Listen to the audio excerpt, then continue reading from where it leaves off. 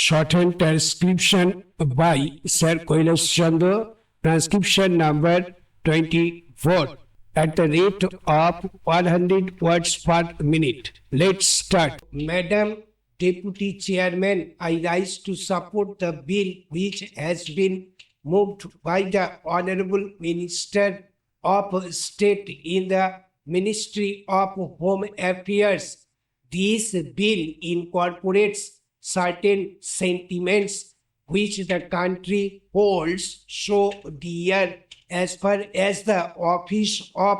President is concerned, and also incorporates the faith of the people in themselves, that when they will elect a president, the person who would be occupying the high post would be a person who would have not only the love and affection of the people, but would be, as the Honorable Minister pointed out, a dedicated politician whose whole life is dedicated to the service of the nation. Before he became the president, during his occupation of the office of president, and even after he retired from that office, it is this confidence of the people in themselves and the high love and affection which they hold for this office which have resulted in this particular bill being considered by the House at the present moment. The Honorable Minister has pointed out that the President who has just retired has fulfilled all the requirements which are the basis of this particular measure, and the measure which was passed in 1951. I wish that he had mentioned that the last Governor General, also to whom both the measures apply, whether we may agree or may not agree with the last Governor General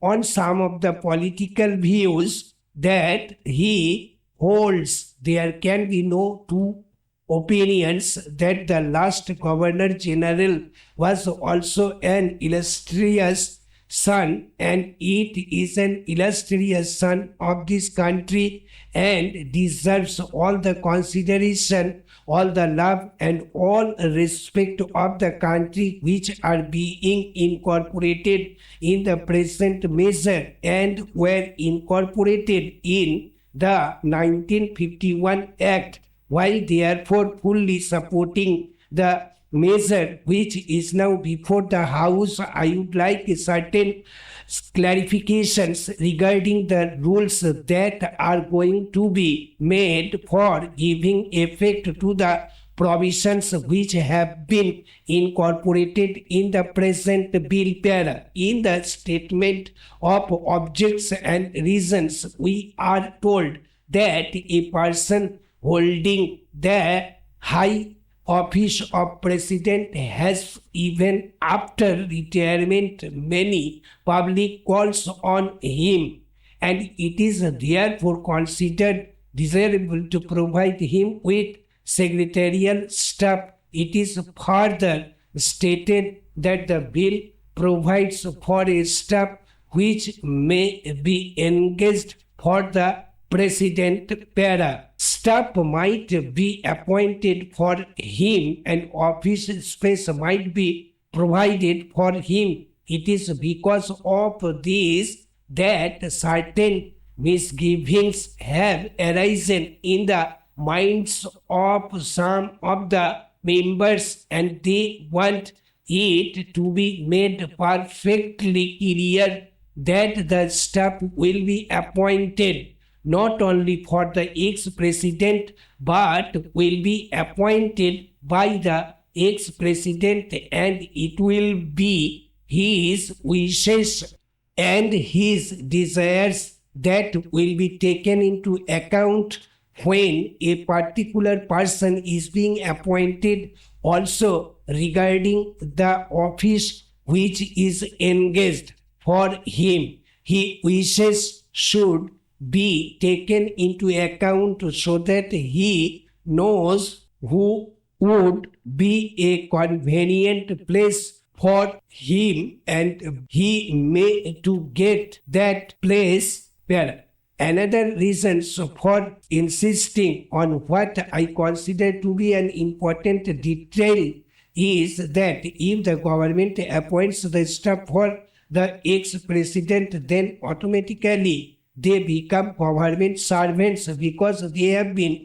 appointed by the government. It may be that in the rules a clarification might be attempted whereby they may be exempted from some of the services conduct rules which are applicable to normal government servants. But even there it will be much better that this should not be left in any doubt and that these persons that are appointed to assist the ex-president in his secretarial task are appointed by the ex-president himself. They would be the staff of the ex-president and would not be appointed by the government for the ex-president and would not be government